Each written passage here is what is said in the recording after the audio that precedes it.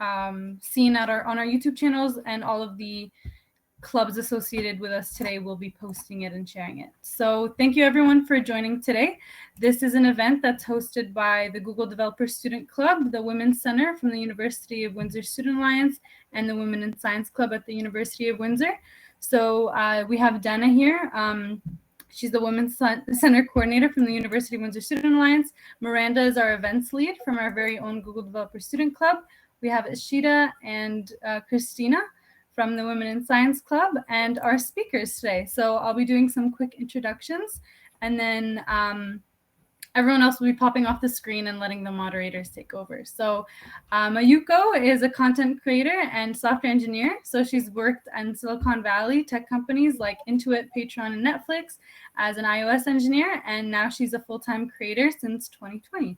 So her work aims to help people find their way through the tech industry by sharing her own experiences, and she's really passionate about discussions about mental health, cultural identity, and creating tech with empathy and compassion. We also have Celine, who is a PhD student in the University of Toronto. She did her undergraduate in mechanical engineering at the University of Alberta, and she's working on carbon dioxide capture, storage, and utilization projects with a focus on electrochemical methods. And we have our very own Dr. Ikjot Saini, a current professor at the University of Windsor in the School of Computer Science.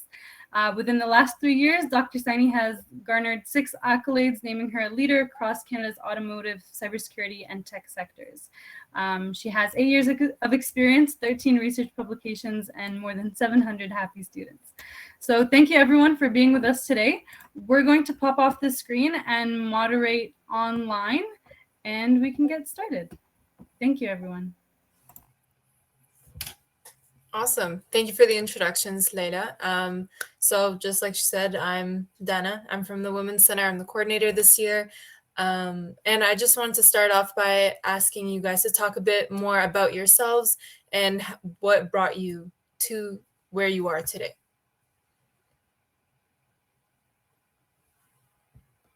Sure, I can go first, I guess. Hi, everybody. My name is Mayuko. So thanks for the wonderful intro. Again, I'm a content creator full-time. I make videos on YouTube about tech career and life. So everything about the tech industry, software engineering careers, as well as just lifestyle things and vlogs and whatnot. I guess how I got here is really like I went to school for computer science, got my bachelor's in computer science from UC San Diego. And that I kind of fell into serendipitously after I was like lost and didn't know what to major in. And a friend just kind of recommended it to me. And so after I kind of realized like computer science and software engineering would afford me the financial stability I was looking for, as well as the ability to help people afterwards, I declared my major, graduated, went on and worked as an iOS engineer at companies like Netflix and Patreon and Intuit. And then while I was at Patreon, I decided to start my YouTube channel as a way to kind of help folks navigate their way into the industry in a way that feels authentic to them. A lot of that was because I feel like I was never like the typical computer science software engineer like person. I didn't get great grades at school, even though I felt like I was making progress and I had a really hard time in my program. But I worked in a startup and eventually at Netflix. And so I wanted to kind of share my story and relate to those out there who are also kind of trying to find their way in. So that's a bit about me. Awesome. I think that's so great. It's not the most typical path, but that's great. And so if you want, Celine, you can go next. Yeah, sure. So once again, thank you so much for having me here today and the wonderful introduction. So as mentioned, my name is Celine. I'm currently a PhD student, but that was not where I thought my life would end up. So basically in high school, I like a typical kid who goes into engineering. I'm like, cool, I like math, I like physics, I really like what I'm learning, I like the STEM side of things. What can I do? So I talked to one of my favorite teachers, who was my physics teacher at the time, and he said, hey, you could have a great time in mechanical engineering. So I went into first year engineering not really knowing what I want to do. But I always knew that I wanted to do something in relation to renewable energy, sustainability, something to help our climate. And that was always my goal from the very beginning. So I ended up getting my bachelor's in mechanical engineering. But because I'm from Alberta, a lot of the internships were oil and gas based. It was leaning towards that side of the industry. And I just thought to myself, this is not what I want to do for the rest of my life. It doesn't really align with my values. So I ended up looking beyond my province, looking into industries that I would really feel passionate about. So that's how I ended up here in Toronto at the end of the day. Cool. Professor, if you want to go next. Yeah, sure. Actually, we'll stick to the sequence. We'll start with Mayuko every time. So actually, I'm feeling really great because both of them actually said the things that I would say the same, especially about the value. So they picked what they think they really like, and they aligned over time. Similarly, I have done everything to align myself and my work. So first of all, where I did start, so I got into computer science when I was actually wanted to go in animation. So I ended up in computer science. I was great in painting and sketching. I was an artist, and I was really into gaming as well. But at that time, for some reason, I couldn't get the opportunity to get into animation. So I ended up being in computer science and engineering. So I completed my bachelor's. Towards the end of the program, I realized I love this subject or course called computer networks because it was taught really wonderfully to me. And because of those professors, I really enjoyed it. And one of the other reasons was because computer science is a lot of abstract and theoretical. And this was the only one subject that took me in tangible and practical side of computer science. So I really enjoyed that. Eventually, when I got to know that most of the security is done on networks and it starts there, that piqued my interest. So that's how I specialized my master's in network security. And that's how I picked it and picked a particular topic, which was relatively very new at the time, which is vehicular ad hoc networks, kind of moving vehicles, talking to each other, and their security. So I actually aligned my curiosity and creativity together. At one point, I knew I'm not going to go back to animation. So I made my peace with that. So I keep still as a hobby, but that's how I picked that. So later on, after my master's, I realized this is still not, I really want to pursue it further and want to do as much as I can do with another degree. So I continued with PhD. So that's how I completed my PhD. So today where I am, it's actually the resultant and outcome of what I did through this career. And it's purely was curiosity based and something to do to serve someday. So in a way, what I was developing in my thesis was on the privacy framework. So in a way, I wanted to do, which nobody else already feels. So making a little dent in that research field so that someday somebody can look back and work on privacy. So we are hearing more about that nowadays. So that's how I reached where I am today. That's awesome. So now that we know right now, a follow-up to that is, where do you guys see yourself personally and your career in about the next 5 years? Question. I ask myself that question every single day. I think when I was working as a software engineer, that used to be a little bit more deterministic because the career paths laid out were a little bit more clear cut, like continue being a software engineer, become an engineering manager, become an architect, or like the small percentage of people who kind of switch into different like disciplines, and we do developer advocate, like some of the other kind of different things. But now that I'm working for myself, like nobody else really has a similar job as me of like making YouTube content about software engineering. It's really up to me. And so I think like in 5 years, I just kind of want to keep making cool stuff, I guess, like something that has really kind of helped me to figure out like what's my next step, what are the projects I want to work on this month, this year, over the next 5 years, is really just thinking about what excites me and also Does the world have a need for that? Are people interested in that? So I frankly have no idea where I'll be in the next 5 years. Probably maybe doing the same thing, maybe doing something completely different. But I think one big difference in how I answer this question now versus honestly even 5 years ago is I'm a lot more comfortable with the ambiguity and the unknown of realizing that I don't know where I'm going to be. But I just want to be making cool stuff and having fun doing it, honestly. Yeah, I think that that's where I'll be in 5 years. Sorry for a non-answer, but that's kind of my answer.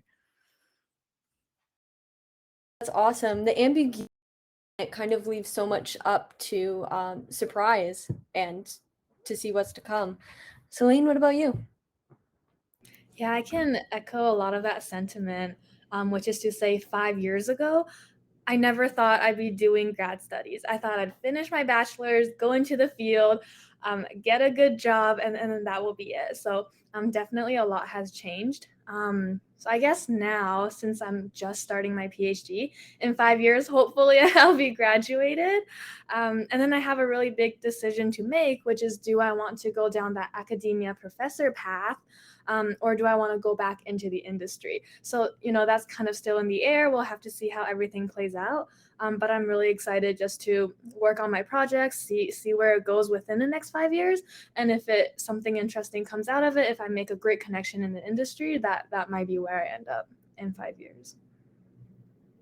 And Celine, I'll just continue that string. And I just made that decision last year because of COVID. I was also confused for a bit of time there. And then I had just made a decision to stay in academia for some time and really explore. And as I said, just to do it more further. But there is always a timing so that you can stay in academia for that time and then can transition to industry, because it becomes otherwise difficult to get into industry if you are going to stay longer in academia. Just a heads up there. And that's what in my 5 years, that's what I'm gonna make a decision in coming 4 to 5 years. I think that my most of the work is directly applicable to industry. So eventually, if COVID goes and market changes, maybe I will be going to be there with industry, working very closely with them already through my research. But that's where my interest lies. I love educating, so that is one thing. So I love teaching what I'm passionate about for. So the way I want to see and project it, as Mayuko said, I was going to say that she's defining her own path. Kind of the same thing. I don't see any other way to actually have an intersection, to actually educate as well as to be in touch with industry work. So I think from that standpoint, I'm in a great position to keep continuing this. And with Shield, actually, I have that position that I can teach as well as be a researcher and still work with industry. So that would be, I think. I think that's great. And honestly, it's nice to hear that for the most part, you guys say there isn't a specific plan. You're kind of figuring it out. You have a general idea, because sometimes it feels intimidating, especially as a student, to think that you have to have it all figured out and there's a certain plan you just have to go. To hear from such successful people that it's okay to just go along and figure it out and figure out different passions along the way. And also, we should have mentioned this at the beginning, but if you guys want to jump in at any time and add comments, it doesn't have to be in a specific order. So just throwing that out there. But moving on to the next question, unless you guys want to add something. We wanted to know what your proudest career accomplishment is. First again, do either of you ladies want to go first? Switch it up.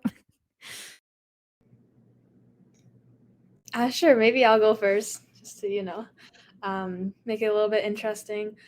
So I, this is one of the hardest questions I get asked in interviews, because I'm like, well, I don't want to, brag about myself, but then you have to humble brag. But I think one of the most interesting things in my life actually happened late last year, so only about 3 months ago. I was involved in a project that was trying to capture carbon dioxide from the atmosphere, but doing it in a fully electrical fashion. So basically, not to go into too much detail, but we're trying to reduce the energy requirement and then reduce the carbon intensity of that process.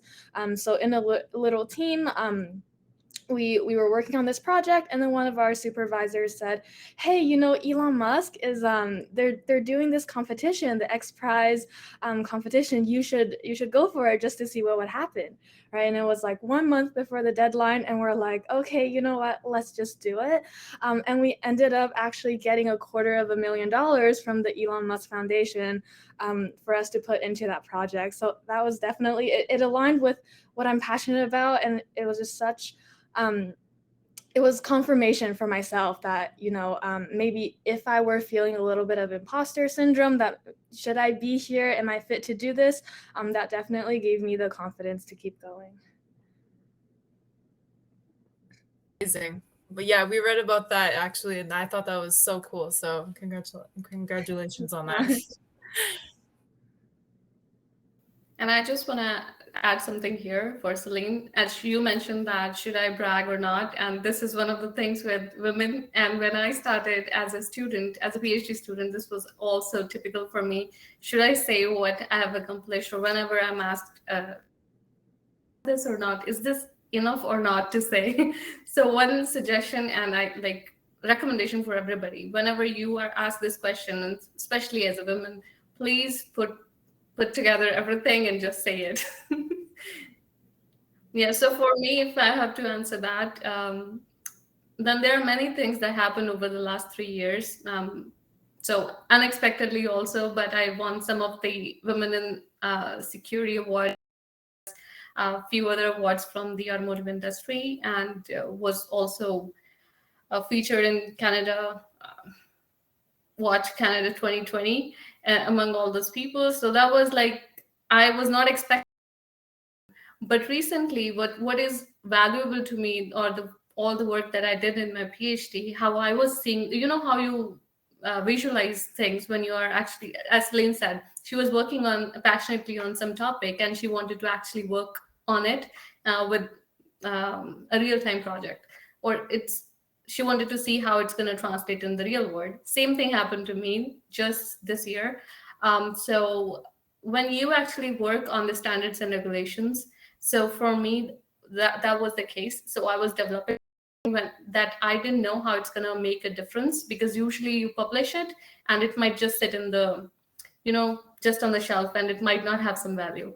And I didn't want that. I wanted to actually make some sort of change and be in the discussions with policymakers and people who make decisions within Canada. So I ended up being on the standards committee as well as on those regulatory boards. So now I can advise decisions and can actually put my work there in practice. So it's not just going to sit there. I can actually use that and reinforce and make it happen. So that's really good. Yeah, that's amazing. And Mayuko, if you want to go ahead. I actually wanted to add quickly about the whole humble brag thing too, because I feel like it's a good lesson to learn for anyone out there. One thing that really helped me in kind of learning how to talk about my own accomplishments, and then also just humble brag a little bit, but also how to write my resume, is to think of the STAR method, which is the situation, task, action, result. And so that way you can kind of talk about your accomplishments sort of more objectively. And it gives you a good framework for how to talk about what you've done. And nowadays I'm kind of just I'm proud of everything that I do, and I'm happy about everything. And so I don't really follow that framework anymore, but it did help me get out of my brain of just what if people think I'm arrogant or something like that. So just a, hot tip. My proudest accomplishment, I think, is literally becoming independent and quitting my software engineering job to do this full time. It's a very personal achievement of mine. Nobody forced me to do it. Nobody necessarily there wasn't a competition or anything like that. But it was a period of immense growth, and kind of the reason why it was so big for me was that all throughout college, and especially, the first 3 years of my career, I was really focused on just I gotta be financially independent. I gotta build financial stability. I gotta learn how to be an adult. And so I was pretty dang risk averse. I wasn't going to do anything that was going to compromise my salary, my 401k, my health insurance, anything like that. And I think that kind of led me to, there was a period of time I remember in which I was very kind of just okay, I cannot veer from this forged path of mine. That would be just throwing everything away. And so when the kind of opportunity and timing presented itself for me to like play with the idea of becoming a YouTuber full time and really doing this thing that I'm just like, I don't even know any successful YouTubers yet. Like I have peers who might be in the same place as me, but I just don't know how it's done. I don't know if I can do it. Very few people actually make the content that I do. So is it possible? And so it kind of really sent me down like a huge rabbit hole. I had massive anxiety and all of that. And it was really difficult to work through.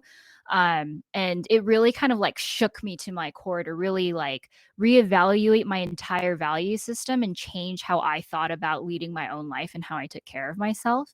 But luckily, I had a really amazing group of friends. My family was super supportive. I went to therapy every week. My therapist coached me through this, and I was able to figure out like, yes, this is what I want. And it was honestly the scariest thing that I've done. Like just like going out into the unknown and kind of doing this whole like I don't know where I'm going or what I'm going to be doing in 5 years sort of thing. But now I'm here and I've been doing this for coming up on onto my 3rd year, and I just think every day I'm like I'm so grateful that I can do this. Like I think I do have a certain amount of privilege to be able to do this, but I'm also so proud that I did. Like I have to give myself credit sometimes where I'm just like, well, you did a freaking thing and that was cool and that's amazing. So that's I think I think one of those things is just like when you do something that you're very proud of, so many other things I feel like fall into place too because people recognize the accomplishments that you've made. And I like this saying of like ripe fruit falls fast. And so once you do one proud thing, like you can do other things. Like I got invited to give a TEDx talk at my university that I graduated from, and that was super cool because I was just like, I wasn't a good student, but I'm here given a TEDx talk. Who even knew? But that was last May. And so that's one of those things that I think is just like once you jump into the unknown and you kind of fully embrace it, embrace the journey with open arms kind of thing. A lot of good things can come from it, even if it's terribly scary. So That's awesome. And all of these accomplishments and where you got now obviously didn't come without any obstacles. So, what is the biggest or one of the biggest obstacles you faced to get where you are today, and how did you overcome it?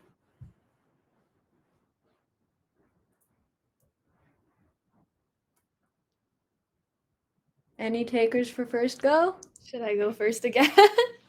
All right. Yeah, this is a pretty tough question because I think a lot of my own obstacles were internal. I spent a lot of time not really knowing what I wanted to do in the future, and I know you probably hear that a lot. But at one point, I was very anti grad school. I'm like, no, because that was a sentiment. If you go to grad school, then that means people won't hire you because you cost too much. You have all these opportunities that were closed to you.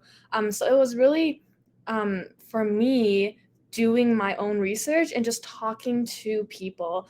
And one of my biggest fears was, okay, what if I do this and then I'm not successful and then nobody will hire me and then that will be the end.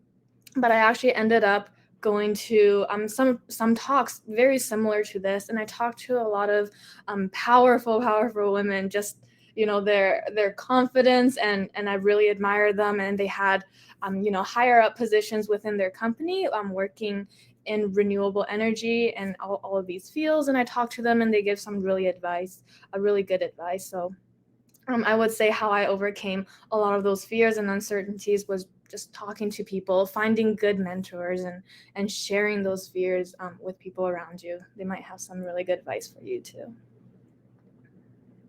Yeah, I think a lot of people struggle with like that internal kind of battle of doubting yourself a lot. And especially like if you're just starting it, everything's so new. You don't know if you can do it until you actually do it. Mayuko, what about you? I feel like I kind of just talked about my biggest obstacle, so I can talk about some of the others. And thinking about my time in college, I don't know about University of Windsor, but UCSD has a very theoretical computer science career. And then I like having not been exposed to any of that pre-high school, I had a really tough time. And so I felt like a lot of people, I'm sure, felt massive imposter syndrome. in each of my classes. Anytime one of my classmates got an internship at Google, I was like, well, I'll never get there. So it was really tough there, just being like, I don't know if I'm supposed to be here, but I'm here and I'm kind of desperate to get through. So I'm just here and try my best. And that kind of, I was definitely like, I am desperate to graduate kind of mode. And so that was really difficult. Just like, I think I didn't take great care of myself during college, but college is one of those times where it's really hard to, I think. Like I just wasn't sleeping very much. I did a lot of student orgs. I was working part-time the whole time to sustain myself. And so it was just a very intense 4 years. People were like, college is the best time of your life. And I'm like, really? Because I feel like I was deteriorating during that time.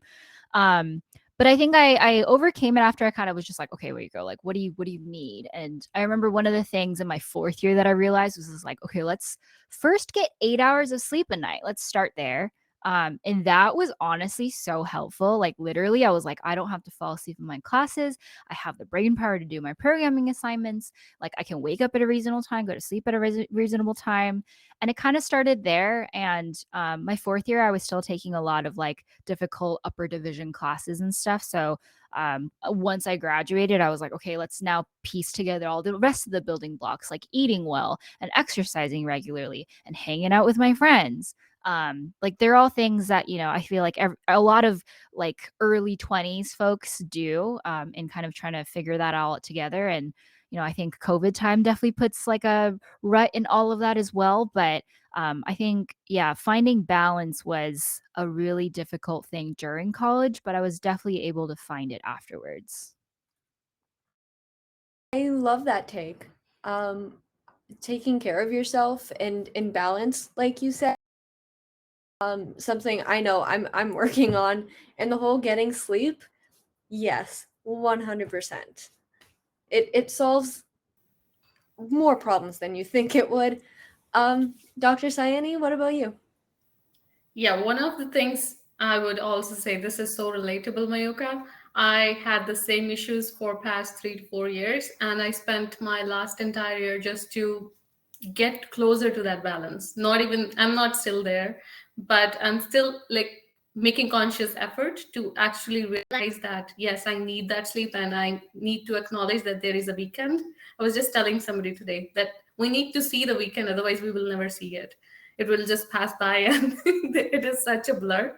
So I started making conscious effort to actually sleep for that much time, because otherwise you are not fully functioning and your attention span just shrunk so quickly, and you're supposed to do a lot of stuff in calendars, but you would not be doing it.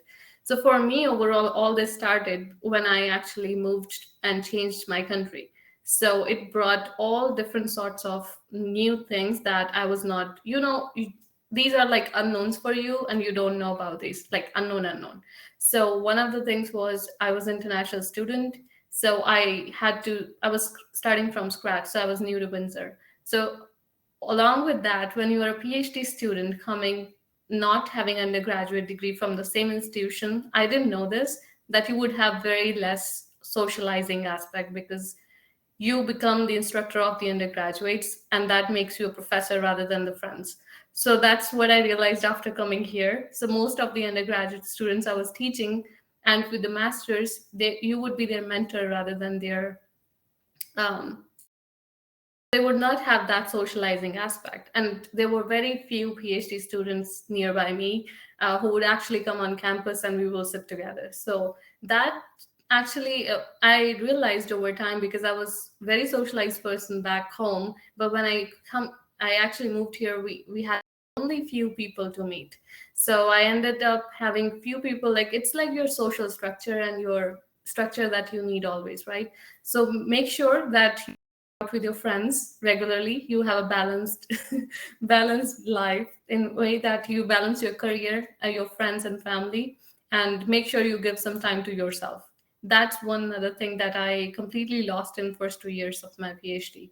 I spent all my time studying and it was not healthy at all. So later on I realized that. So that was the obstacle that you can only overcome once you first realize that there is this problem. So for realization, it took 3 years for me.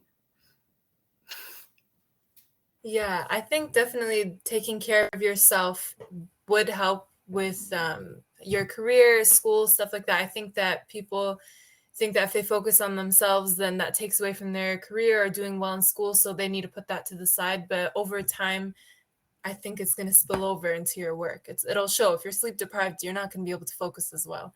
So with that being said, how have your mentors help you reach the goals when it came to career, even maybe your personal life? How have your mentors helped shape who you guys are?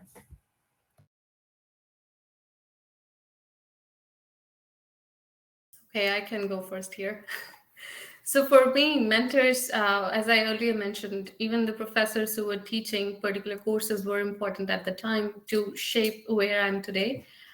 And also one tip on mentorship, if you don't know how to find a mentor, usually you would have to ask them.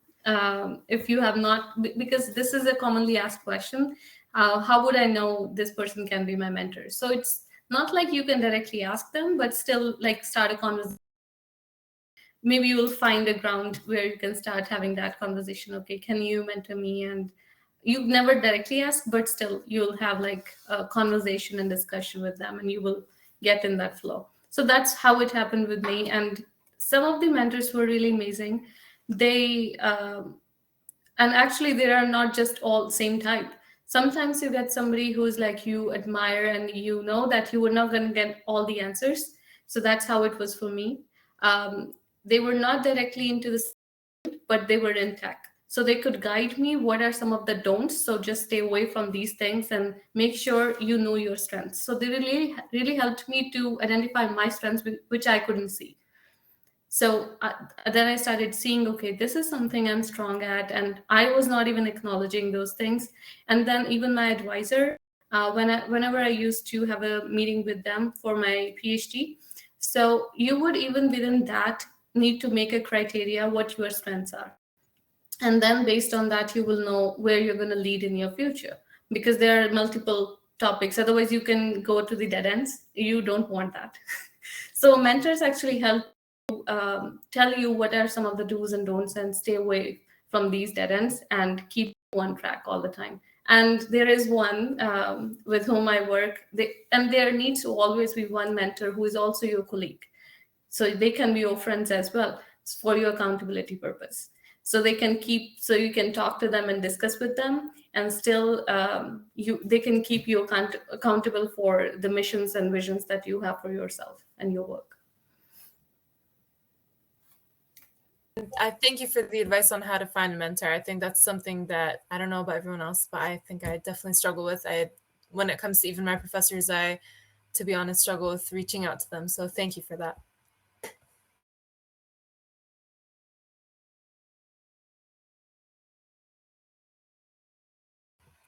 All right, I can go next. So I think throughout my life, I've had mentors in different aspects of my life, and sometimes I didn't even realize they were my mentors. Sometimes they just take form of a really good friend, maybe a confidant, and sometimes, let's say you're stuck on a problem or you're not feeling too great about a situation, and then you can go to your friend. So that would be one form of mentor. Another one, I guess, right now, there's a postdoc in my lab, and literally from the very first day, she took me under her wings, taught me everything about on the experimental side, the theoretical side. So I really, really look up to her. She's such a strong and fierce leader. And I knew that I wanted her to be my mentor, but I didn't want to actually ask her. So I was a little bit shy, but what I ended up doing was we had a one-on-one meeting one time to talk about my project. And before we ended the meeting, I said, hey, this has been really helpful. Do you think we can make this like a monthly thing? I think it would be great for me to have someone to bounce ideas off of, and I really want to learn more from you. So that's kind of how I asked her, and she said yes. So it's been more than a year now. We still have our monthly meetings. So sometimes she gives me really good advice, or other times she'll be like, hey, how's life? Like, we'll just chat. They don't always have to be your teacher. They can be your friend, but just kind of building that consistent connection, touching base with them. I found that really helpful. Amazing, thank you. And Mayuko, if you want to go next. Definitely want to echo both of the ladies, like advice and all the takeaways there. I think like, so for me, I hadn't had that many actual like formal mentorship relationships. I had some when I was starting work because I was just like, people say I should have a mentor. Hey, will you be my mentor? These days, it's not very formal for me because I find that I can really learn from anyone and everyone. And I like doing that just because they're older than you or because they're more senior than you doesn't mean that they have the information that you need. And sometimes people younger than you or people who are further behind than you sometimes have exactly what you need to hear. And so I guess like some of the ways that my mentors or peer mentors or just people around me have helped shaped me is one is that they really help me to challenge my existing perspective. So the way that I think is if I'm having trouble with something, I'll like look things up. I'll Google things as much as possible to find answers out there because we're in the information age. Like there's a lot of things out there first, and I'm always going to do my research first. And then I kind of like think for myself, I kind of oscillate between one or two or many different decisions. And then eventually I'll kind of just get like stuck. And then I'll probably like talk to somebody where I'm just like, this is what's on my brain. This is what's on my mind. I don't know what to do from here. Like, and sometimes it just comes off as a venting session, which is fine. I like to think of it as just like you're pair programming with me, what's going on inside here. And I'm just sharing with you all the context of how I got here. And a lot of times I find that like someone will be like, is that actually true, Mayuko? Like, where did you learn that? Like, have you actually really tested that? Is that actually what you think? And that helps me to like back up a little bit. I think like Professor Saini was kind of talking about like they help you see the do's and don'ts. And I think like another way to put it is that they help you see your blind spots. And so like by talking to somebody else, by sharing your own perspective, like they can just be like, that right there, like that seems a little weird to me. Like, let me know what you think there. And so that's been really helpful. And I think that's actually helped me to really hone my problem solving abilities.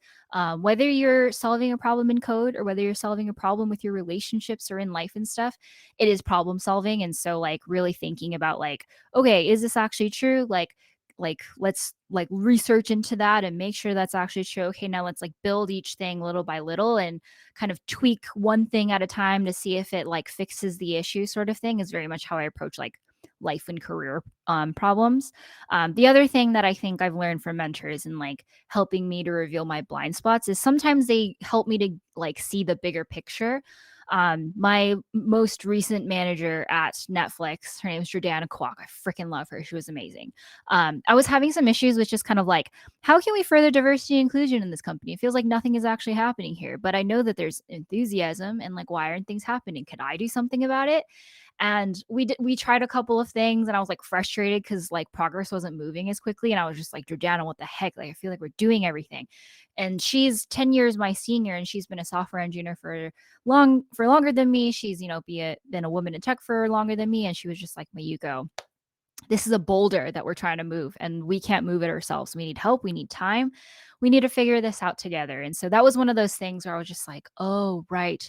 This problem that I'm tackling is bigger than me. And I could use an exercise a little bit more patience. And so, you know, that's an instance in which I did learn from someone who was more senior than me. And that was super helpful because then I wasn't just like frustrated at just like, what the heck? Why isn't it working? And instead I was just like, okay, I'm not the only one who's encountered this boulder before. I'm trying my best. I am chipping away at it like everybody else. And so let's see what happens. So yeah, I think like, you know, mentorship I find is like great for finding the hidden pieces of information that you can't look up online. Like if there's anything that's unique to your, you know, personal experiences or your situation, like getting advice there, I feel like is so helpful. But, you know, like people like sometimes the best way to figure that out is to talk to people. And if you have mentors, great. If you have friends, also great, who can kind of empathize with your situation as well. Talking to people is good. I just want to add something here. Things is to really steer the balance of your expectations. I'm not sure if it's with everyone, but that's what helped me really in the mentorships that I usually used to still have it, this issue, that you would have a lot of expectations and high expectations from yourself to deliver a certain kind of like if it's my PhD thesis, I would be expecting, I'm really ambitious. I want to just have this big checklist. I want to do all these things, but that's not sometimes feasible. And you should be realistic, and somebody needs to tone it down for you. And you might like, this might not be acceptable. So you would still go ahead and would just burn out yourself. And that's what happened. That's why I was saying it took me long enough to realize. So a mentor can really help you to really understand your expectations, and they can see from a third person's point of view and tell you this is really high, so you just need to make it more realistic, and it is okay if you do it it's fine. That's all really good points. The importance of working together and collaborating with people who may know more than you. Switching gears a little bit, I love this next question. It's ever felt you had to tone down your femininity or change your character in a broader sense to fit in or be taken seriously? On this one because it's like on my mind right now. Yeah, definitely. Although I will caveat this whole story by saying nobody told me to do this. These are all things that like I thought that I had to do, and I kind of put it on myself to do this. But especially like in college, I mean, you all know computer science is a very male dominated field, and software engineers are very male dominated. So I remember like in college, early years of working, definitely try to fit in with the dudes. I wanted to be seen as like one of the bros. Like I can hang, like I'll go to happy hour with you and drink this beer that I don't like. Like it was a lot of just like fitting in with a very masculine kind of thing. And again, nobody told me to do this. I think they also would have been totally fine if I was myself. But like when I was like the only woman in my group project, and there's like, it felt like there were only 10 women left in my upper div classes in my graduating class, which is not true, but that's what it felt like. I couldn't help but kind of just be like, but okay, I should fit into this like norm, right? So definitely was not in touch with my femininity at all during those years. Like wore the typical tech t-shirt, jeans, and a hoodie. Like wore pretty minimal makeup kind of thing. And then it wasn't until I worked at a company that was a lot more, well, so it was Patreon, very like creator focused, like so many different kinds of people and creators out there. And so therefore the company also reflected in that way, where they were just like, we really just want you to bring your whole self to work. And I think that was the first time that I heard that phrase, bring your whole self to work. And it really made me think like, what is my whole self? Like, what does that mean? Do I want to wear a skirt to work? Like, what if I wore heels? Would that be weird? And so I kind of like tried, and like, there was like, I did wear skirts to work, sometimes wore heels to work. I like experimented with makeup. And then I also saw other people around me who, you know, also were in male dominated fields, whether they were software engineers or other roles, bring their whole selves to work. And I was like, this is so cool. And so I think it wasn't until then that I really like learned like what is like, how do I get in touch with my femininity? Like how do I define myself as a woman? I'm a little sad that it took me that long, but also, you know, things come when they're supposed to. But yeah, absolutely. Like definitely felt like I needed to tone it down. But I'm also like, you know, now that I've been living me, bringing my whole self, you know, for a long time, I'm not someone who's like super feminine to begin with. I'm feel like my clothing style and everything is kind of just like not super feminine, not super masculine, just kind of like minimal, simple, just like fun colors and stuff like that. So again, it's also not like, I don't think that there's any sort of binary ever. It's just like you are you. And my femininity and my identity as a woman is one part of this that expresses itself in so many different ways. So yeah. No, I really love the point you put in there about experimenting with how you dress, because your style and how you present yourself is such a big part of your identity and what you think you present as. So that's really cool. Professor Saini, what's your experience like in the academic world? In academic world, I think, well, it was not so pleasant in the beginning, I can tell you that.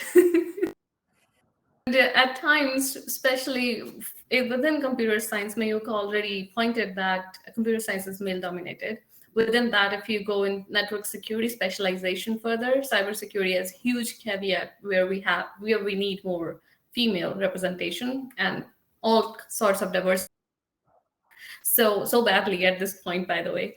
um, so we try to understand that, and then if I go back and the flashbacks that I have from my master's, when we had to specialize, I was actually like 2 times asked, are you sure you want to be in a class of all male, because it's a network security specialization. A different whole year would be a separate year. So I was asked, and I was like, this is not even a question to be asked, right? This should not be a question. So I said, yeah, I'm sure, because I am passionate about the topic. That's why I'm picking it, not because seeing if this is for me or not based on the gender. That was not even on my mind.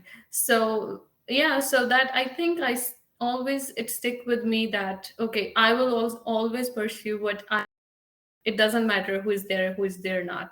Same thing happened when I am now moving into automotive as well. So I actually was in it was a roundtable, first of its kind of roundtable within Canada for women in automotive. That was the first time in in the history in 2019 that there was a panel, so we could have a discussion. You cannot imagine how far behind they were when it comes to the female representation. And I was like, I'm not even in automotive, I'm in automotive security. So you can understand, in both, in such narrow field, there is no representation of females. So whenever I sit on a panel or a round table, or having discussion on these advisory board, most of the time I'm the only representing women. So you can understand, when you are speaking, most taken seriously. That is quite a fact. And now, by this time of practicing it multiple times, I would keep persisting myself and would say, no, this is my point. I can rephrase my point if you don't understand, but this is what I'm saying. So definitely there was a time, if I feel about something really strongly, I would go for it, and I will persist until they really understand what I'm saying and everybody agrees or disagrees. It's up to them. Your voice should be heard. I didn't know that actually for a very long time. And I started seeing a pattern. If I would just be silent and would not participate, nobody cares. So you would have actually make some effort and actually say it twice if you are not heard. Maybe rephrase it and ask their opinion. Did they understand what you're saying? And they then have to pay attention. Yes, and the point you made about not being taken seriously, in some circles you totally are, and then some circles you really aren't taken seriously sometimes, and it's really hard, at least for myself, to know what's in my head or if it's actually happening. And so that's very nice to hear that other people experience that too. Celine, how has it been as a student in Toronto? So, I think COVID had a big part of this. You know, we're all at our homes. You see this part of my body. I could be wearing pajamas for all you know. But I think my experience in undergrad is quite similar to Mayuko, where the ratio of men to women was about 9-1 in my mechanical engineering program. So I kind of felt the need to kind of wear sweatpants, wear hoodies, not wear anything too tight, because you know you might be putting yourself up for certain scrutinization. Or when we go in for interviews, you see all the girls wear pants. Like, you don't want to go in wearing a skirt, because then people might think you're going in for like a secretary position. Unfortunately, that's kind of just a stereotype that you know all the women wanted to avoid, and to avoid that, we wanted to look more like the men. We wanted to act and talk more like the men. So unfortunately, that was my experience during my undergrad, and it wasn't until I went into the industry and started grad school that I saw women who, you know, wore full makeup and did their hair really, really nice, and they were still you know, so intelligent, and you could tell that they just owned who they were. And it wasn't until I saw those role models and I began to think, wow, like I could be like that too. Why can't I put on some makeup? You know, I could be just like them. So yeah, that was my experience. I wanted to add something here too. Like just to like as a person on the internet who gets literally every comment about them through comments, because you know the internet's not a great place all the time. I found that if somebody is judging you for being a woman, you know, if they're like, oh, you can't do your job well, or are you sure you want to be here, or like, are you going to go in for a secretary? One thing that really helped me to kind of like not be angry all the time about it, because I could literally just it like boils my blood thinking about it sometimes, especially if it happened to me, is that's more of a reflection of their value set than your value set. And I always hold everyone that I work with, anyone that I interact with accountable, where I'm just like, I am holding you accountable not to be mean. And I also hold you accountable for not being sexist, racist, like any of those things. Right. And so if they like kind of like say things that I pick up on that are like that, and you know, it depends on if they're a person in power, like if they're my manager, my manager's manager, or maybe they're just like another software engineer that has no say in my employment. I kind of let them know gently, where I'm kind of just like, do you really think so? Like, is that actually true? And it's also not my responsibility to teach them too. Like as women, we have to shoulder the labor of teaching that to them. And it's up to us whether we take it on. And I always make the calculation in my brain. I'm like, is it worth teaching this person that they were being like very rude? Do I want to invest in this person? Do they deserve my time and energy to learn this? Because like, yes, I could prevent them from doing that to other women, maybe, but at the end of the day, I can't control their behaviors or actions. And so like, I don't know, I just think it's one way to like brush it off a little bit and just be like, okay, if you do encounter that, because it does happen, just know it's not you. There's nothing wrong with you. Like there's just other people who have certain biases against other people, and that's just who they are. You know, if it prevents things like your employment at places, and that's really tricky to navigate, but maybe you don't want to work with them anyways, you know. Like I think you always have a choice in what to do and how you respond to those situations. And like it really sucks sometimes, so it's totally okay to get upset and cry about it. But after it's happened so many times to me, I'm just kind of like, you're just mean, man. Like, I don't care about you very much if you're just going to be like that to me. If you're not going to help me, then just like get out of my way is kind of how I started thinking about it. I'd like to add that I agree with your point. One thing you said is if the company's values don't align with mine, do I really want to work there? I'll be spending Same thing, a Celine. big part of my life there. And if, you know, if you don't make me feel welcome and if I feel like you're judging me on our very first day, maybe I don't want to work here after all. You realize after some time working there that there is a problem and you don't find that alignment, be ready to leave that place and find your place. And I really agree with Mayuko because her journey is exactly showing what we should be doing now. We nowadays see a lot of portfolio, resume, and CVs.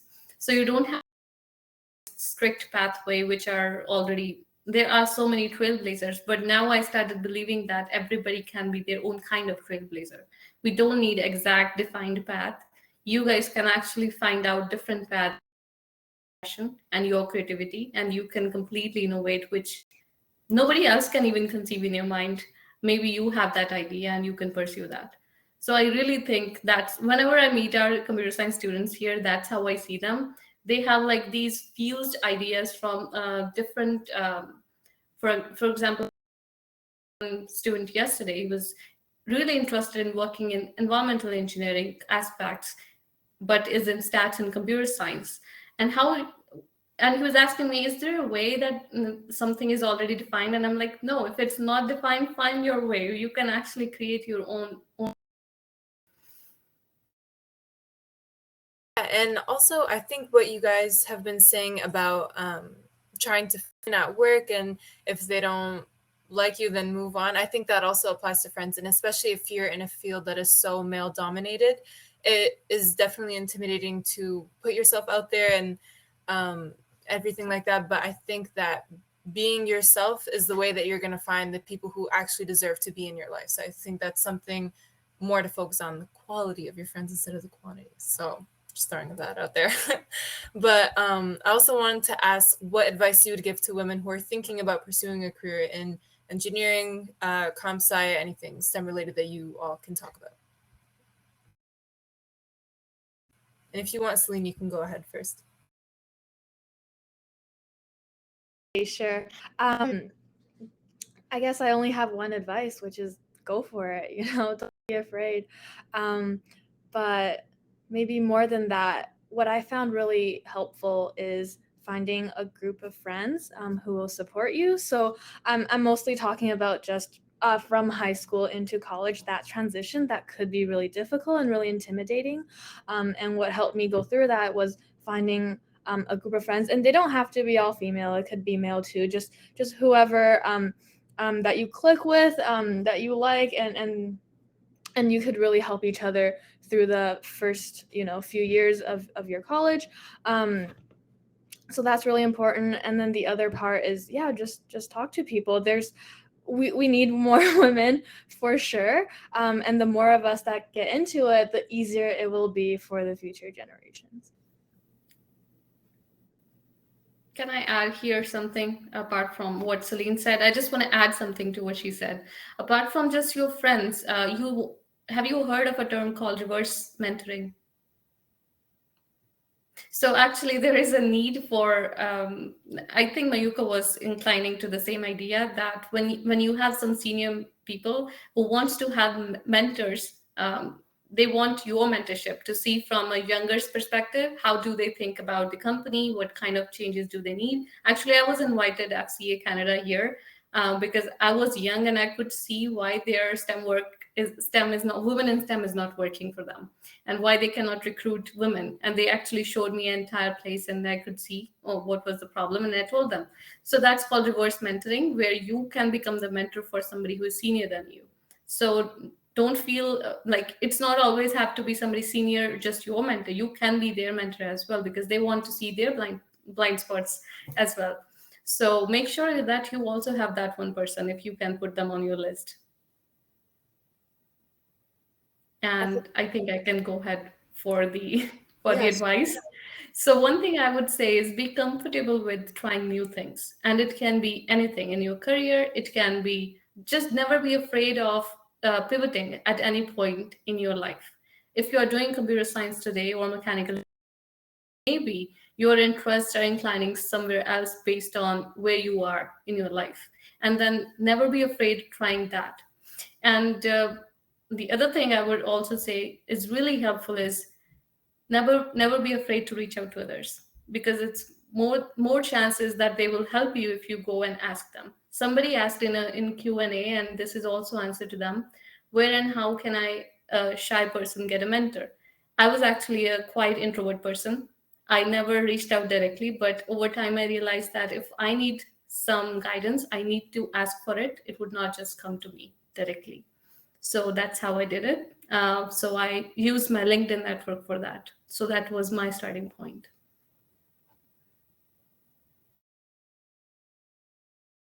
Yeah, I think that's very insightful. And I love what you said about the reverse mentorship as well. I think that's not something that a lot of students consider. So Mayuko, if you want to go next. Yeah, honestly, everything that I was going to be said has been said beautifully. I really think and the specific point I want to really hone in on is finding your people. So again, like Celine said, whether it's people who are women or not women, or people in tech or not tech, just finding people who you trust and you can talk to about challenges that you have, I feel like is always going to be great. I could read empowering books and stuff, which are also very empowering, but it's not going to have the same impact as a friend who believes in me all the way. Personally, I get a lot of energy from other people. And so I wouldn't have been able to be where I am now and do all the things that I've done if it hadn't been for the other people who were lifting me up too. I genuinely think every generation of people who come into software engineering, computer science, we're all standing on the shoulders of giants, of those who came before us, right? We can't, I think like human beings, we all have to like work together. Like we can't do a lot of things alone. I mean, we can, we're all independent. We can totally do things by ourselves. But I think that really beautiful, amazing things can happen when we help each other. And so, you know, the thing that Professor Saini said too about just like, don't be afraid to ask for help really resonates as well. Like I'm the oldest child of like immigrants from Japan. And like, I feel like just oldest child vibes is like, you feel like you have to take care of your whole family and you're almost like the third parent, maybe resonates with some of you. And so I used to never like ask for help because I was just like, no, I could do it because I'm the oldest child and I can do it. But like I literally crumbled from just like taking on that much pressure for myself because it's just not healthy. Like I didn't need to take on that pressure for myself. Nobody asked me to, but I did. And so I find that like, yeah, asking for help when you really need it, when you don't even know exactly what help you need, sometimes it can just help to talk to other people. I think it's actually a beautiful way to forge friendships when you let people into your life and you just let them know like this really hard thing is happening right now. It sucks. You know, and they can help you through that, whether they're just like, they're there for you to just like give advice, you know, they give you advice or they're just there to listen or, you know, they get you an ice cream or something like that. Like those are the things that create really strong bonds over time. And so I'm really lucky to have people like that in my life now. And I literally would not be where I am if it wasn't for them. So especially during college time, y'all, like if you're in a university setting, you have so many people around you. Like I kid you not, it's really hard to find places and environments like that where there's so many other people who are doing the same thing as you. So take advantage of that. Just get to know other people. Like be open to the opportunity of being friends with people that you wouldn't have thought you'd be friends with, and you know, see what happens. Like there's a lot of people that I'm just like, I would not have been friends with you 5 years ago based on who I was, but now you're one of my best friends, and I love that. So just be open to things, find people you love, and you can do it. That's awesome. So we've been here talking for a while now about women in science, diversity in STEM fields, but we never really talked about why it's important to have the diversity. So why is it important to each one of you that we have that diversity of both and just general diversity as well in your respective field? Celine, do you want to kick it off? Yeah, sure. So I guess the first thing that comes to my mind is representation is really important, and I've been seeing that in Disney movies. Just the recent movies that have come out, it's featuring more and more ethnicities, a lot of female leads, and I really connect with that. So similarly, in these fields, when we have more women in the fields, younger generation can look at us and be like, hey, she looks like me, or like she's doing something that I can see myself doing. So that's one really important aspect. And another one is, yo, women are smart. Why are we, why would this even be a conversation? We are just as capable and just as smart as men. And if we want to do something in the STEM field, and if that speaks to us, then we should do it. And more of us should go into the field to help break down that barrier. Awesome. That a little bit of frustration there, because yeah, it is sometimes feels a bit paradoxical that we're sitting here talking about almost justifying our presence in these spaces when we are just as capable as everybody else. Mayuko, why do you think it's important to have diversity in the software development circles? Totally. Okay, so we're in this age right now where like technology is inevitable, and technology in the kind of computing technology space. We're not like debating whether Facebook is going to stick around. We're not debating whether Instagram is going to like, these are all things that we all use on a day-to-day basis. Businesses rely on them, economies rely on them. Like we're just here now. We're not in the 90s anymore where we're just like, oh, email is a thing, but like maybe we'll just go back to using our phones. Like we're not there, right? Like we're just going to keep making more stuff. There's going to be new companies that are coming out, more new like products, services, features, everything. And everyone's going to use it. Like that's the reality, right? Like everyone in the world. Every company wants to globalize and go to different markets. Like, so many different kinds of people are going to use these technologies more and more. And so it's so important that the people who are making the technology reflect the people who are going to use it, because each of us have our own identities that are intersectional, and we bring different things to the table, different perspectives that might be dictated by the identities that we're given. Sometimes they're not, but those have to those have to influence how this stuff gets made.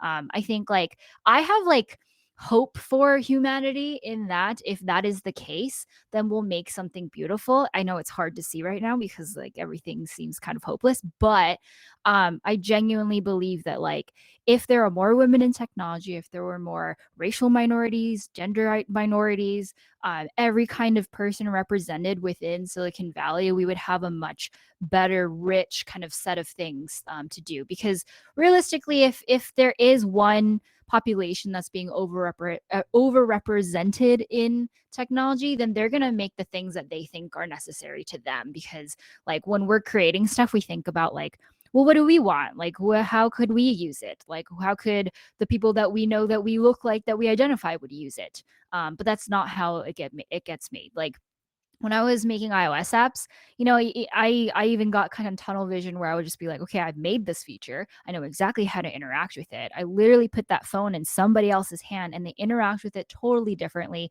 They swipe differently, tap differently, use different fingers to tap on things. And I'm just like, oh my gosh, my app is so broken, literally because somebody else who is different from me is using this. So it's like absolutely important. Science backs it up. You all know this. And it's so important to have more representation in tech. I love that point about making the point you made about the people making the software influencing how the product ends up, and that those influences are real and deep and ingrained and almost inevitable. And so that diversity helps make the software more flexible for everybody. And I think that's something that we sometimes don't really focus on enough. Dr. Saini, what do you think? I was actually gonna wrap both of their opinions and their takes, and was gonna say things quite parallel to that. The one thing I always, when I actually first realized what AI is capable of, the first thing that came to my mind is, who are the people who are building it? And till this day, I just think about it. And now, since I work in automated vehicles field, so that has a lot of ethical bias issues. So sometimes to the point, and also I preach my students for this most of the time, whenever I get a chance, that you guys don't sometimes take this seriously, but the technology that you're building, the code that you're developing is the code that we will be using eventually as a product, service, or it's going to be in somebody's hand, or somebody's life is dependent on it. But we still don't know how to put, from my end, that's my job, to tell students to make the secure code. But apart from that, when there are AI algorithms that you're building, the code that you're putting, what kind of logic you are building? So these are things that these whys are not told early on when you're building these frameworks in your mind. You are just learning what to do and how to do it, not the why. This is kind of disturbing when it comes to you become a software developer in a big company. If you go back to 2016, that I would not label all that, but there was a huge issue that happened in 2016, where the problem was the person who was responsible ended up accepting that she was not aware for whom she was working, and she was just doing her job. And it shook the entire world in different ways just because of that algorithm. So you can understand there can be implications based on the code that you develop and technology you build.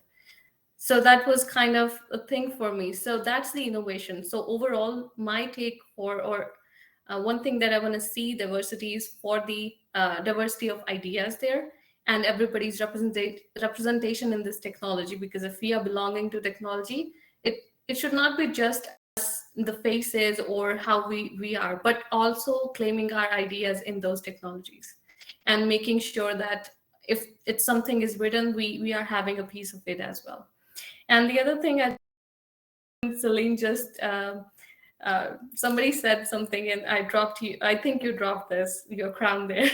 So I was just going to say that I totally understand. And I would like to ask you guys as well, when you are in flow and working passionately for something, don't you often forget that there is women, men, and gender, some sort of bias? You are just you and just working on that project or topic or whatever you love. I often completely forget that there is this whole issue of women in science and all that. I just forget that because I just love working on what I'm working on. If you find that like what you do, I think then you will be doing your best and you will forget all these issues that we are already having, and you will do your best eventually. Those are some great points. I mean, these are some amazing pieces of advice that we've heard from our panelists today. I did want to give a chance for the attendees to ask some of their own questions in the Q&A panel. You should be able to either put them just in general or use the Q&A panel that's in there. We do have one from Caprice. So if our panelists want to just jump in and offer their own perspectives or advice, or if all three of you want to jump in, can you recommend a resource to explore, to understand all the different aspects of science and subsequent career potential? So maybe if someone's not entirely sure where to go, what would you recommend in terms of resources?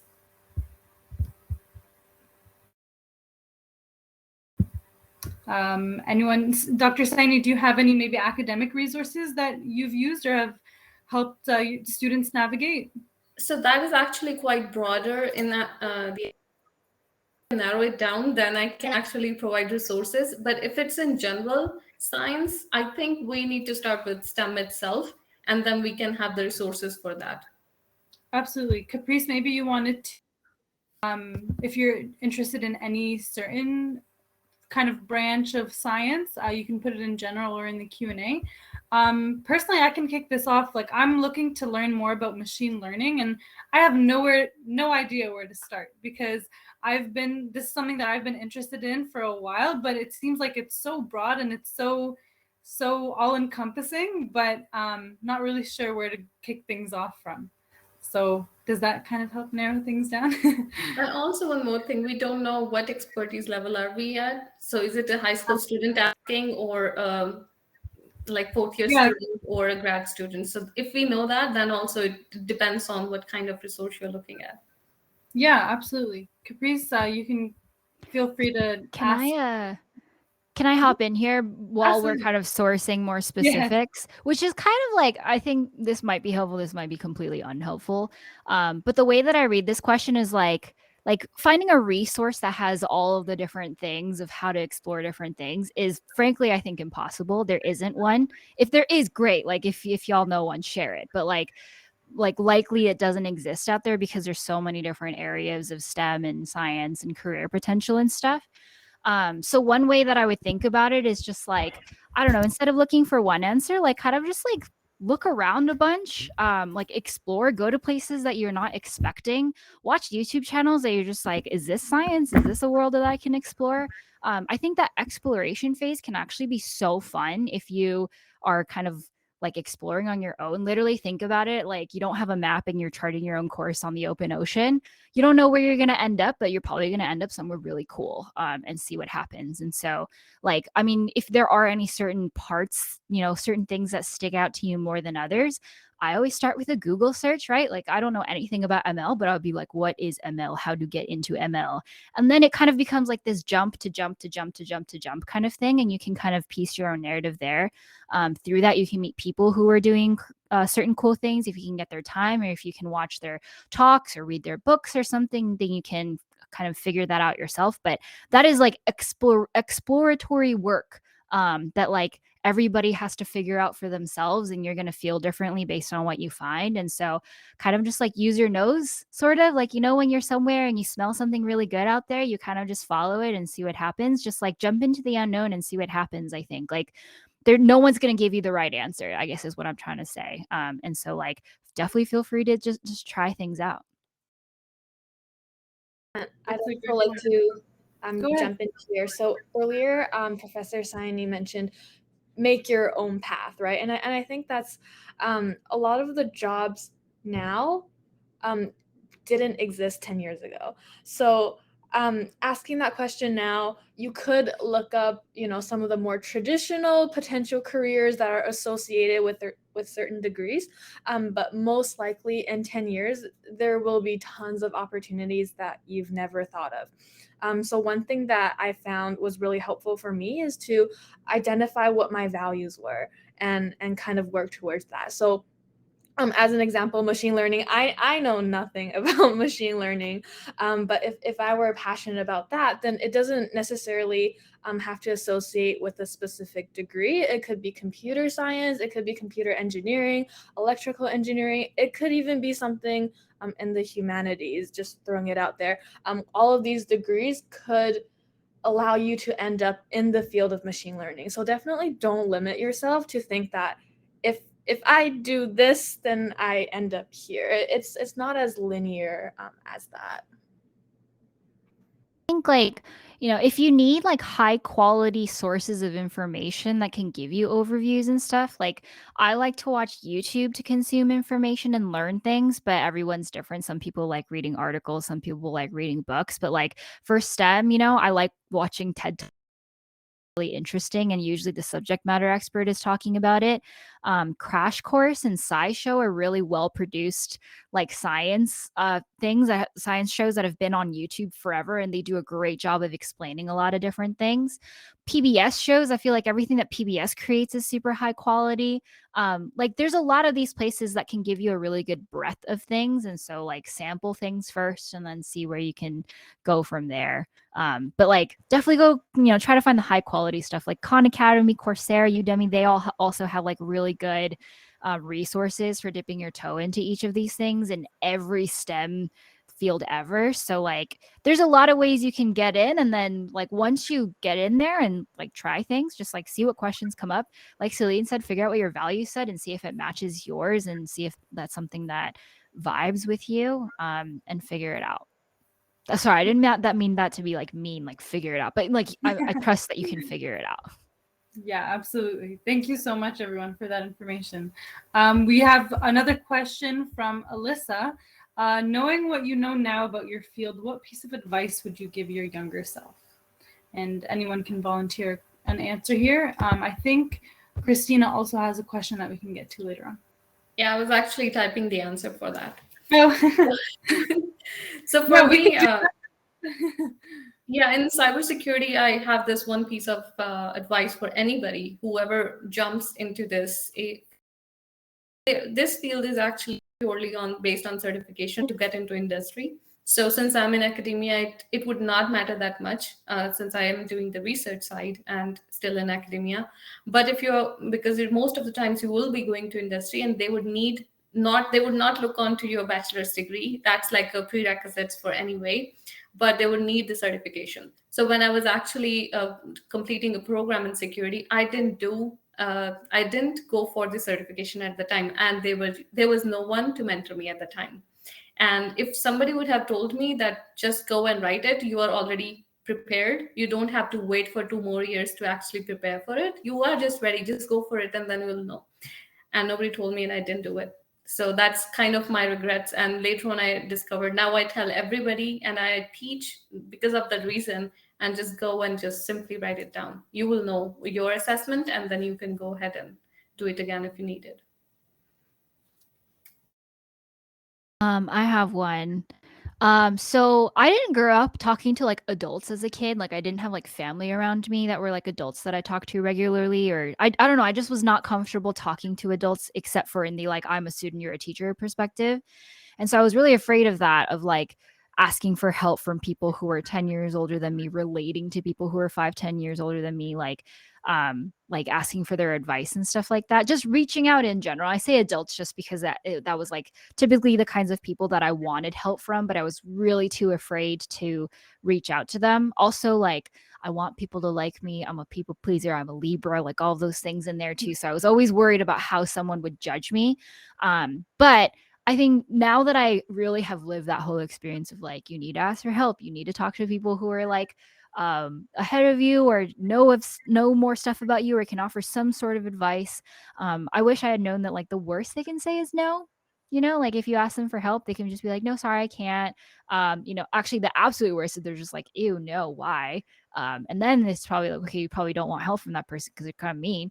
But yeah, I think that's something that I wish I had done, like as a younger person, of just like reaching out to more people, being unafraid of that. It can feel like rejection, which is what like gave me a lot of anxiety, which is why I didn't do it. But like now that I am who I am now, I'm kind of like, okay, the worst they could have done is say no. And that might have crushed my heart. But if they said yes, really great things could have come from that. Absolutely. That's a great point. Thank you for that question, Alyssa. Christopher mentioned also in the chat, so we got a response from Dr. Saini. Was there anyone in your lives who inspired you to go into STEM? So Mayuko or Celine, if you wanted, just who was your inspiration? Celine, you can go ahead. Oh yeah, sure. Yeah, definitely. My family played a huge part. They were all maybe not necessarily STEM, but they were, leaning towards the more sciencey, mathy side, and definitely teachers in high school. So having a good teacher that believed in me was really important. For example, if let's say in grade 10, I flunked out of physics for some reason and my teacher, didn't encourage me to keep going, I don't think I would be here today. So definitely great thanks to all my teachers. Teachers, I think, make or break a course. So it's great to have amazing professors like Dr. Saini and that really make a difference in your educational career. Christina has an amazing question here that I think is something that even I struggle with. Can you all talk about how women are perceived in the workplace compared to men, specifically in being seen as bossy compared to being seen as a great leader, and whether or not you add exclamation points in your emails? Because I actually contemplate, like I'll count them and I'll be like, that's one too many, and I'll erase one. So what are some thoughts on this? Dr. Saini, I think you mentioned you were writing out a response. Did you want to kick things off? Yeah, so for this one, it just made me laugh because this is so common. And I hear from even my senior female, I won't say they were my boss, but they were there. And they told me it that when you even pitch your voice a little bit higher, if they're all men, then they will feel like you are just being bossy. And you are just making an assertion by just raising your voice, right? But it's not taken seriously. So that's the part where we are going taking seriously. They don't take seriously, and then you pitch a little bit of voice, and you become bossy suddenly. So I think navigating this, it's very thin line. I'm not sure how many times I crossed it, but I made sure that I still am saying it in a polite manner. But if it's not hurt, so I think I got an acceptance that if it's fine sometimes. If it seems like it's bossy, this is if there's so much research on this. I actually went and figured out, is it just me or there is, so this is common. So this is because inherently women's supposed to talk politely in a poised manner and very nicely, right? You have to be that way. And whenever you raise a voice, it happened even in my classes sometimes. It would come across as if I am shouting at students, aggressive, but it wasn't that. I was just making some point there. Are you guys hearing me? Can you hear, you know how in the class nobody's paying attention? And Miranda was my TA once. So this is so common. So even in the classes, forget about in a men dominated panel or something in a big room. This is common even in the classes. So when you do that, it's in their implicit bias. They don't know that they are expecting a poised mannered professor only. So you can see that even it's very common. So I think I learned that it's fine if this is their perception. I think Mayuko earlier, their perception. I'm just trying my best to present what I'm trying to say here. So I need to make an assertion. So you need to pick a side here. Do you want to do what everybody else is expecting? Because there is a huge expectation and different kinds of expectations from you. So you create your own way of delivery. And if nobody understands, then you just stick to that delivery. Don't just make a way that you don't cross that, and really not be aggressive, but still tell your point. And I'm not sure about the exclamation marks. I think at one point I just use plain. I don't make bold, italics, underlines. Even the exclamation, I just write down plain as much as I can.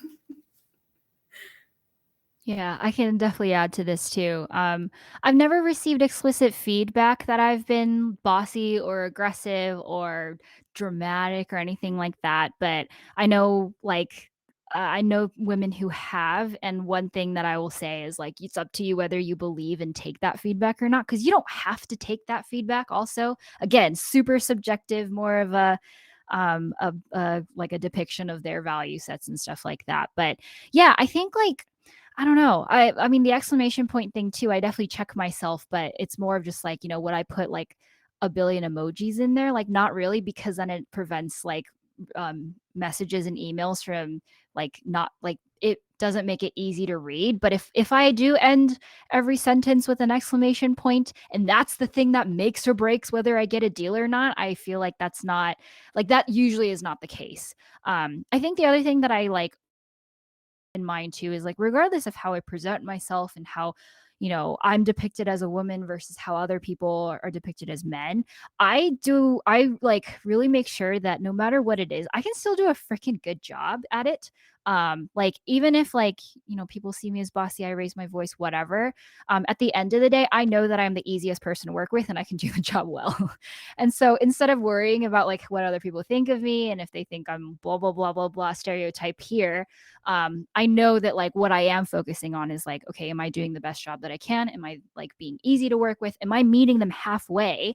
I'm not going to meet them 90% of the way there because that's not fair. Am I meeting them halfway so that there's not actually any valid, proper constructive feedback that can be made? So yeah, I don't know. I think it's one of those things where I'm just like, I brush it off again, because again, it's like if someone's calling me bossy, I'm kind of just like, you are probably not friends with many other women or something. You've never worked with them. I don't know. Whatever the case, I'm not the one to teach you your lesson, dude. Like, just like, that's not cool. So I put my foot down there. I mean, I've done a lot of emotional labor in my time as a software engineer, and it gets really freaking exhausting.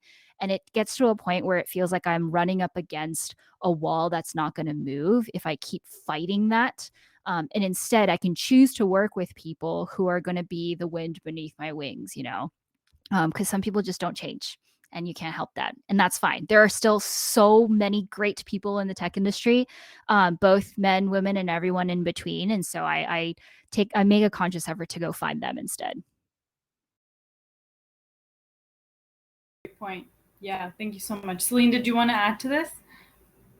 Maybe I'll just touch on the email part, the exclamation point. So I used to care about that. I used to count like, okay, every other sentence can have it, but like not 3 consecutively. But now I kind of find, I can be polite, I can be who I am, as long as I get the point across. At the end of the day, I still have to do my job. That is my main responsibility. And I just kind of find that over time, I'm just too busy to care about whether or not they're going to think I'm aggressive. So get my point across, do my job, and prove myself with results. And at the end of the day, it doesn't really matter. Like Mayuko and Professor Saini said, it doesn't matter what they say, just do you, and that will be good. Absolutely. If the question was revoked, but there was a question about a time that you gave up on STEM. I think that's a good, I think that's our last question for today. We're nearing up on our time. So I know, Mayuko, you mentioned like in the beginning, you weren't really sure what field you wanted to enter. So maybe you can kick things off here. I mean, I found computer science after trying chemistry and neuroscience, and I like literally failed the intro class. So like those were instances where I was like, okay, STEM, there's a lot of things, and that one definitely not for me. And then even throughout computer science, Like there were so many times where I was just like, could I have just picked another easy major?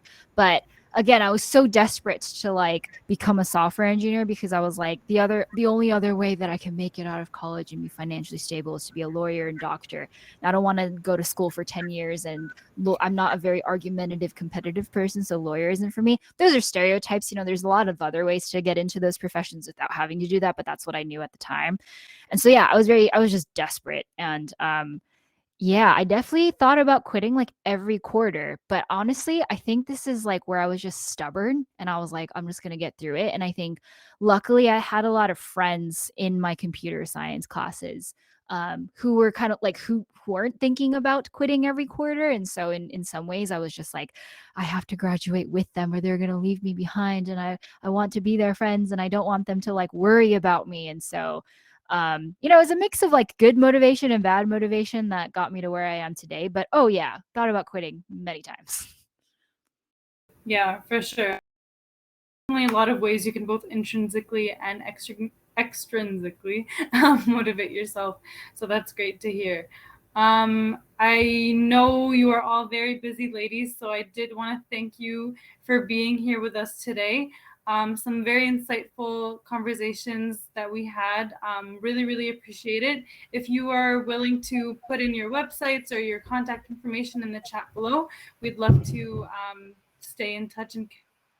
And if anyone has any questions, feel free to reach out to any of the clubs involved today. Does anyone else have any last kind of words here? I just wanted to quickly add that Happy International Day of Women and Girls in Science. Yes. That's why we're here today to celebrate. It was very nice talking to you all. On the side too. But thank you so much for everything that you said. I'm sure everybody else also enjoyed. The chat was just, it kept going the whole time. So thank you. Popping off. Yeah. And if I could throw in some closing remarks as well, I just wanted to say that I've been super ecstatic for like this event in particular. These are questions that I generally do think about on my own time and want to have a conversation about. And then being able to have such a wide range of women in STEM to actually have that conversation with, it was very nice. And I just wanted to say thank you, everyone involved. Thank you so much, everyone. We'll definitely stay in touch and hope everyone has a great night. Thank you for having me. Yeah, thank you. All right. The event will be recorded or has been recorded and will be posted. So thank you, everyone. Alrighty. Bye. We need some like exit music or something. I know, right? Yeah. All right. Happy Thanks Friday, all. Have everyone. a good one. Happy Friday. Bye. Bye.